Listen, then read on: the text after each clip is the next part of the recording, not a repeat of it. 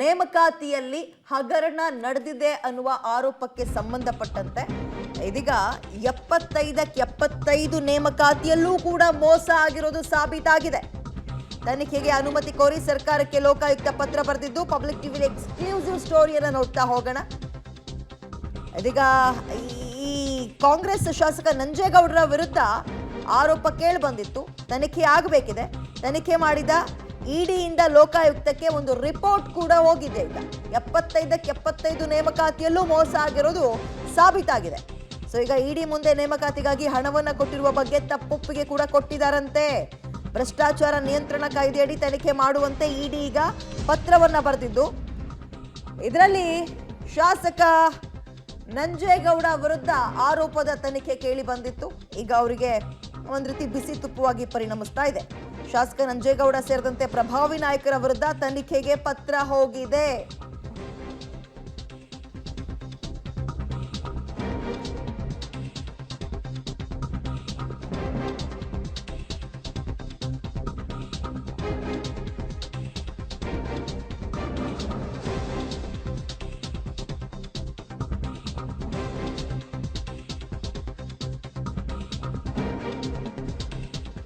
Okay, ಇಡಿ ಬರೆದ ಪತ್ರದ ಆಧಾರದ ಮೇಲೆ ಲೋಕಾಯುಕ್ತದಿಂದ ಸರ್ಕಾರಕ್ಕೆ ಪತ್ರ ಕೂಡ ಬಂದಿದೆ. ಭ್ರಷ್ಟಾಚಾರ ನಿಯಂತ್ರಣ ಕಾಯ್ದೆಯಡಿ ತನಿಖೆಗೆ ಅನುಮತಿ ಕೋರಿ ಸರ್ಕಾರಕ್ಕೆ ಲೋಕಾಯುಕ್ತ ಪತ್ರ ಬರೆದಿದ್ದು, ಲೋಕಾಯುಕ್ತ ಡಿಜಿ ಪ್ರಶಾಂತ್ ಠಾಕೂರ್ ಅವರಿಂದ ಸರ್ಕಾರಕ್ಕೆ ಪತ್ರ ಹೋಗಿದೆ. ಸೊ ಈಗ ಶಾಸಕ ನಂಜೇಗೌಡ ಸೇರಿದಂತೆ ಯಾರೆಲ್ಲ ಇದರಲ್ಲಿ ಶಾಮೀಲಾಗಿದ್ದಾರೆ ಪ್ರಭಾವಿ ನಾಯಕರು, ಅವರ ವಿರುದ್ಧ ತನಿಖೆಗೆ ಪತ್ರ ಹೋಗಿದೆ. ಹೆಚ್ಚಿನ ಡೀಟೇಲ್ಸ್ ನಮ್ಮ ಪ್ರತಿನಿಧಿ ಮುರಳಿ ನೀಡ್ತಾರೆ. ಮುರಳಿ, ಕೋಮುಲ್ನಲ್ಲಿ ಈಗ ನಡೆದಿರುವಂತಹ ನೇಮಕಾತಿ ಸಂಪೂರ್ಣವಾಗಿ 100ಕ್ಕೆ 100ರಷ್ಟು 75 ನೇಮಕಾತಿ ಅಂದ್ರೆ 75ಕ್ಕೆ 75ರಷ್ಟು ಒಂದು ಮೋಸ ಆಗಿದೆ ಅನ್ನುವಂತಹ ಸಾಬೀತು ಮಾಡಿರೋ ಬೆನ್ನಲ್ಲೇ ಈ ಪ್ರಕರಣ ಯಾವ ದಿಕ್ಕಲ್ಲಿ ಸಾಗುತ್ತೆ? ಇದು ಶಾಸಕ ನಂಜೇಗೌಡರು ಸೇರಿದಂತೆ ಯಾರೆಲ್ಲ ಶಾಮೀಲಾಗಿದ್ದಾರೆ ಅವರಿಗೆ ಹೇಗೆ ಸಮಸ್ಯೆ ಆಗ್ಬೋದು? ಡೀಟೇಲ್ಸ್ ಕೊಡೋದಾದ್ರೆ ಮುರಳಿ. ಖಂಡಿತವಾಗಿ ವಿಜಯ, ಯಾಕಂದ್ರೆ ಕಳೆದ 3 ತಿಂಗಳ ಹಿಂದೆ ಇದೇ ಪ್ರಕರಣ ಏನಂದ್ರೆ ಕೊಮ್ಮೂಲ್ನಲ್ಲಿ ನೇಮಕಾತಿ ಹಗರಣ ಆಗಿದೆ ಅಂತ ಹೇಳಿ ಇಡಿ ಅಧಿಕಾರಿಗಳು ಒಂದು ದಾಳಿಯನ್ನ ನಡೆಸ್ತಾರೆ. ದಾಳಿಯನ್ನ ನಡೆಸಿ ಅದಕ್ಕೆ ಮನಿ ಲಾಂಡ್ರಿಂಗ್ ಆಕ್ಟ್ ಅಡಿಯಲ್ಲಿ ಪ್ರಕರಣ ಕೂಡ ದಾಖಲು ಮಾಡ್ಕೊಂಡು ತನಿಖೆಯನ್ನ ಮಾಡುವಂತದ್ದು.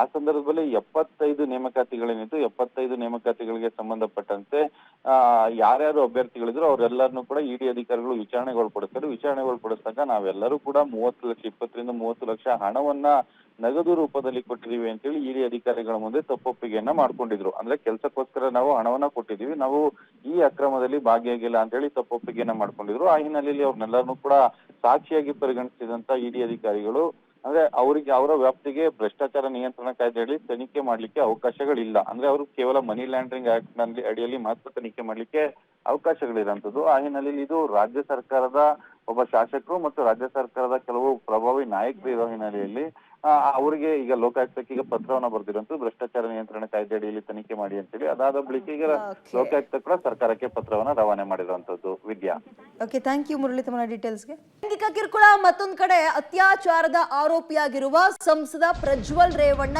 ಎಲ್ಲಿ ಅನ್ನೋ ಪ್ರಶ್ನೆಗೆ ಉತ್ತರ ಇನ್ನೂ ಕೂಡ ಸಿಕ್ಕಿಲ್ಲ. ಈ ಹಿನ್ನೆಲೆಯಲ್ಲಿ ಎಸ್ಐಟಿ ಕೊಟ್ಟಿದ್ದ ನೋಟಿಸ್ಗೆ 1 ವಾರಗಳ ಕಾಲಾವಕಾಶವನ್ನ ಕೇಳಿದ್ರು ಪ್ರಜ್ವಲ್ ರೇವಣ್ಣ. ಆ 1 ವಾರದ ಅವಧಿ ಅಥವಾ ಸಮಯ ಮುಗ್ದೋಗಿದೆ. ಹಾಗಾದ್ರೆ ಇವತ್ತಾದ್ರೂ ವಾಪಸ್ ಆಗ್ತಾರಾ, ವಿದೇಶದಿಂದ ರಾಜ್ಯಕ್ಕೆ ಬರ್ತಾರಾ ಪ್ರಶ್ನೆ ಇದೆ. ಕೇಸ್ ದಾಖಲಾಗ್ತಾ ಇದ್ದಂತೆ, ನೋಟಿಸ್ ಸಿಗ್ತಾ ಇದ್ದಂತೆ ವಿದೇಶಕ್ಕೆ ಹಾರಿದ್ರು. ತುರ್ತು ವಿಚಾರಣೆಗೆ ಬರಬೇಕು ಅಂತ ನೋಟಿಸ್ ಕೂಡ ಎಸ್ಐಟಿ ಇಶ್ಯೂ ಮಾಡಿತ್ತು. ವಕೀಲರ ಮೂಲಕ ಸದ್ಯಕ್ಕಾಗಲ್ಲ 1 ವಾರ ಕಾಲಾವಕಾಶ ಕೊಡಿ ಅಂತ ಪ್ರಜ್ವಲ್ ಕೇಳಿದ್ರು. ಆ ನಂತರ ಯಾವಾಗ ತುರ್ತಾಗಿ ನೀವು ಅರ್ಜೆಂಟ್ ಆಗಿ ವಿಸಿಟ್ ಮಾಡಬೇಕು, ವಿಚಾರಣೆಯನ್ನ ಫೇಸ್ ಮಾಡಬೇಕು ಅಂತ ಎಸ್ಐಟಿ ಅದನ್ನ ತಿರಸ್ಕಾರ ಮಾಡಿ 1 ವಾರಗಳ ಕಾಲ ಸಮಯ ಏನ್ ಕೇಳಿದ್ರು ಅದನ್ನ ತಿರಸ್ಕಾರ ಮಾಡಿ ರೆಡ್ ಕಾರ್ನರ್ ನೋಟಿಸ್ ಅನ್ನ, ಅದಕ್ಕೂ ಮುಂಚೆ ಲುಕ್ಔಟ್ ನೋಟಿಸ್ ಅನ್ನ ಹೊರಡಿಸ್ತು. ಅದು ಆದ್ಮೇಲೆ ಈಗ ರೆಡ್ ಕಾರ್ನರ್ ನೋಟಿಸ್ ಅನ್ನ ಕೂಡ ಹೊರಡಿಸಿದ್ದಾರೆ. ನಮ್ಮ ದೇಶದ ಸದಸ್ಯ ರಾಷ್ಟ್ರಗಳೇನಿದ್ದಾವೆ, ದೇಶಗಳೇನಿದ್ದಾವೆ ಸುಮಾರು 196, ಆ 196 ದೇಶದ ಏರ್ಪೋರ್ಟ್ಗಳಿಗೂ ಕೂಡ ಇದೀಗ ರೆಡ್ ಕಾರ್ನರ್ ನೋಟಿಸ್ ನ ಇಂಟರ್ಪೋಲ್ ಮುಖಾಂತರ ಕಳಿಸಿದ್ದಾರೆ. ಸೊ ಅವ್ರು ಎಲ್ಲೇ ಇದ್ರು ಕೂಡ ಆ ಮಾಹಿತಿಯನ್ನ ನಮ್ಮ ಗಮನಕ್ಕೆ ತನ್ನಿ, ಈ ವ್ಯಕ್ತಿ ಮೇಲೆ ಆರೋಪ ಇದೆ, ತನಿಖೆಗೆ ಹಾಜರುಪಡಿಸಬೇಕು ಅಂತ.